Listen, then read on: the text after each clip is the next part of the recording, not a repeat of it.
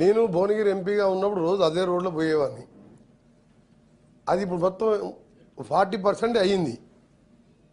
నేను చేపట్టిన తర్వాత నేను చాలా ఆలోచించి ఒక కంపెనీ తీసుకుంది. కంపెనీ పేరు గాయత్రి కంపెనీ 2-3 తీసుకొని వాళ్ళు ఎన్సిఎల్టీకి వెళ్ళి లాస్ట్లో ఉండి మేము చేయలేమన్నట్టు చేసినట్టు చేస్తుంది తప్ప వాళ్ళు చేస్తారా చేయరానని నేను ఢిల్లీకి వెళ్ళి ఆఫీసర్ని పిలిపించి ఇక్కడున్న నేషనల్ హైవే ఆర్ఓతో పాటు మా స్పెషల్ సిఎస్ గారు మేము సైట్ విజిట్ చేసి ఒక రోజు నైట్ వరకు అక్కడనే ఉండి దాన్ని ఆల్టర్నేట్గా ఫోర్క్లోజ్ చేసి మళ్ళీ రీటెండర్ పెట్టాలంటే మళ్ళా దాదాపు 1-2 ఇయర్స్ ప్రాసెస్ అక్కడ గవర్నమెంట్ ఆఫ్ ఇండియాలో. ఎందుకంటే నేను గతంలో ఎంపీగా ఉన్నప్పుడు కొన్ని చేయించాను కాబట్టి దాన్ని అదే కంపెనీ పేరు మీద ఎస్క్రూ అకౌంట్ పెట్టి వేరే కాంట్రాక్టర్ని ఇప్పించి లాస్ట్ మంతే అన్ని ఏర్పాటు చేశాను.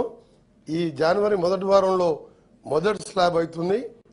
మీ అందరికీ చైర్మన్ గారి ద్వారా సభ ద్వారా ఆ ప్రాంత ప్రజలు మొత్తం ఫిర్యాదు కూడా కానీ గట్కేసర్ వరకు ఎంతమంది గుంతలలో పడిపోయిందో తెలియదు, ఎంతమంది యాక్సిడెంట్ అయినో తెలియదు, పిల్లర్స్కి ఎంతమంది ఆగిందో తెలియదు. అంటే 7 సంవత్సరాలు 7 కిలోమీటర్ ఫ్లైఓవర్ కట్టలేని ప్రభుత్వాన్ని మనం చూసాం. కానీ నేను చెప్తున్నాను, నేను ఇనిషియేటివ్ తీసుకొని రెగ్యులర్గా ప్రతిరోజు ఒక గంట మాట్లాడుతుంది దాని గురించి. నేనే గ్రేట్ చెప్పుకుంటాను.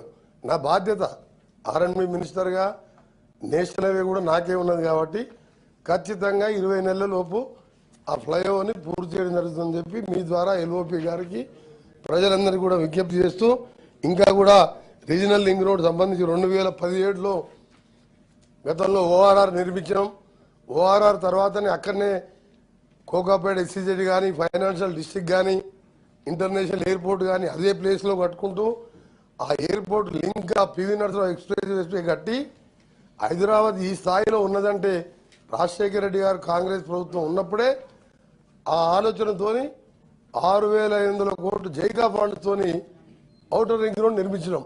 సరే ఇవాళ ఎవరి చేతులకు ప్రైవేట్ వ్యక్తుల చేతికి పోయింది, దాన్ని ఎవరు అమ్ముకున్నారో అందరికీ తెలుసు. కాబట్టి ఇక మేము దిక్కులేక ఈ ఓఆర్ఆర్కి రేడియల్ రోడ్ వేస్తూ నూతనంగా వచ్చే రీజనల్ రింగ్ రోడ్ 2018లో అనౌన్స్ చేసిండు. 6 సంవత్సరాలు అప్పుడున్న ప్రభుత్వం దాని గురించి మాట్లాడలే.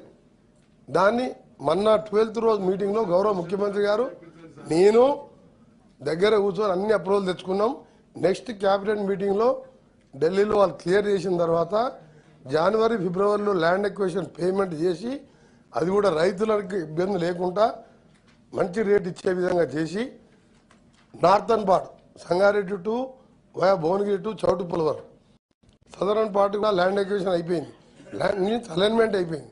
ఇదేమో ల్యాండ్ ఎక్విజిషన్ 94% సీజ్ చేసినాం. 94% అయిపోయిందంటే క్యాబినెట్లో డిసైడ్ అయిన తర్వాత నెంబర్ ఇస్తారు. నెంబర్ తర్వాత జనవరి ఎండింగ్లో పేమెంట్ స్టార్ట్ చేస్తాం.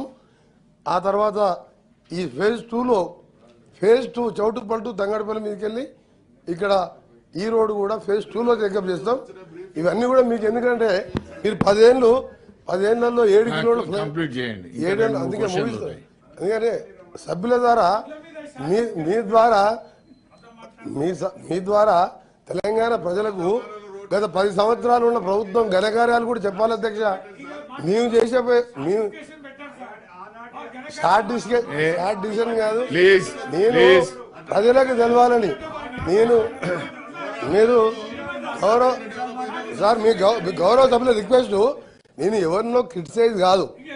ఇప్పుడు ఉప్పల్ అధ్యక్ష స్పీకర్ చైర్మన్ సాబ్ ఉప్పల్ గట్కేసర్ రోడ్డు నేను స్వయంగా పరిశీలించిన ఎంతమంది బాధపడుతున్నారంటే, అవును నేనే ప్రజలకు ఏం చెప్పాలంటే గౌరవ చైర్మన్ గారి ద్వారా మెసేజ్ పోతే ఖచ్చితంగా 2 నెలల్లో పూర్తి అవుతుందని హామీ ఇవ్వడానికి చెప్తున్నాను. మీరు చేయలేదనో మీరు పని అయిపోయింది కాబట్టి మీ గురించి ఎక్కువ మాట్లాడడం వేస్ట్, టైం వేస్ట్. మాకు సమయం ఉన్నది కాబట్టి ఇవన్నీ పూర్తి చేస్తామని మీ ద్వారా వాళ్లకు ప్రజలకు తెలియజేస్తున్నాం. క్వశ్చన్ నెంబర్ 4149 జీవన్ రెడ్డి గారు. I put the question. Honorable Minister.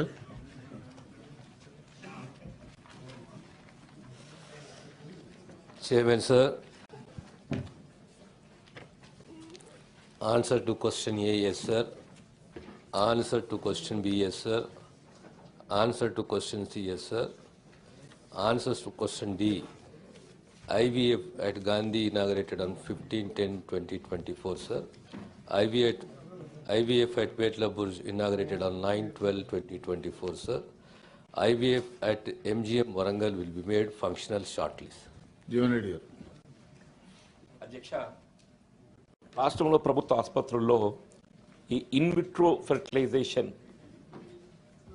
ప్రవేశపెట్టే విధంగా గత ప్రభుత్వం 2018లో జీవో నెంబర్ 520 ద్వారా ఉత్తర్వులు జారీ చేయడం జరిగింది అధ్యక్ష.